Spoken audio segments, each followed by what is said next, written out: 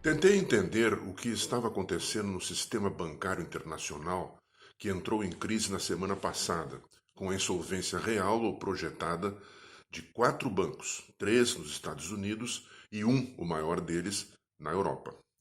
Depois de algumas tentativas sem sucesso, tal é a opacidade do economês, consegui entender alguma coisa. Daí que o resumo deste comentário é o seguinte: aperte o cinto, porque a turbulência não acabou. Para começar, imaginemos estar a bordo de uma esquadrilha de aviões sobrevoando o oceano. De repente, a esquadrilha entra numa zona de turbulência. Alguns dos aviões apenas sacodem muito, mas outros caem num vácuo e mergulham vertiginosamente em direção ao naufrágio. Ocorre que os aviões da esquadrilha estão interligados por fios invisíveis a olho nu, mas muito reais. Ou seja, se alguns aviões caem, os outros, no mínimo, começam a cair também, ou pelo menos sacodem muito mais. Foi o que aconteceu.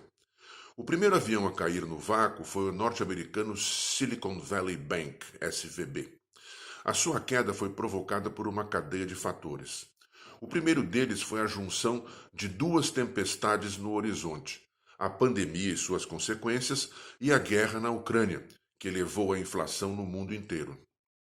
Para combater a inflação, o Federal Reserve Bank, Fed, o Banco Central dos Estados Unidos, fez uma dramática elevação da taxa básica de juros, de 0,08% em março de 2022 para 4,57% em março de 2023, uma elevação estratosférica.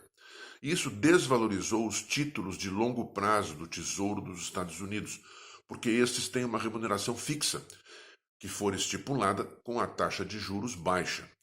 Com a alta, eles perderam o interesse. O SVB apostara muito do seu capital nesses títulos. Também apostara muito em financiar o setor digital de vendas e serviços, inflado durante a pandemia no mundo inteiro.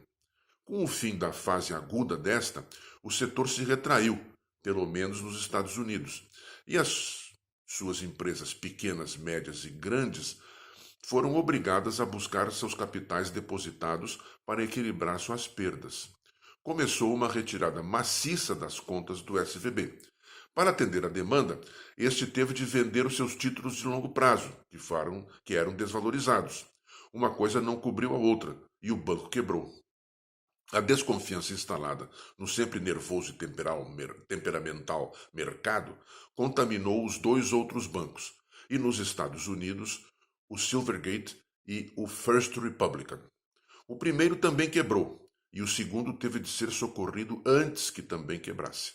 A bomba agora está nas mãos do governo de Joe Biden para socorrer os correntistas, sobretudo os das contas não seguradas. Ressalte-se que o SVB costuma ser um grande financiador das campanhas do Partido Democrata. Enquanto isso, do outro lado do Atlântico, o poderoso Credit Suisse já vinha de um período de turbulência, provocada por suspeitas de gestão inadequada, que levaram a uma retirada de 124 bilhões de euros de suas reservas em 2022, quase 700 bilhões de reais.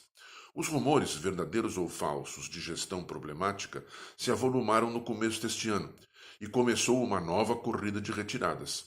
Para complicar, um outro bombardeiro peso pesado da esquadrilha, o Banco Nacional da Arábia Saudita, principal acionista do Credit Suisse, anunciou que não colocaria novos fundos neste. A corrida se avolumou e o Credit começou a despencar no vácuo. Só não caiu de vez porque o Banco Central Suíço deu-lhe um balão de oxigênio de 62 bilhões de euros, 343 bilhões de reais, mais ou menos, para garantir-lhe a liquidez. Os sinais de um pânico no futuro à frente da esquadrilha se levantaram no horizonte, junto com o fantasma da crise financeira de 2008. Para nós, você e eu, sentados numa das aeronaves sem qualquer influência sobre os pilotos ou os comandantes da esquadrilha, e com o serviço de bordo cada vez mais magro, tudo o que resta fazer é, mesmo, apertar os cintos e rezar.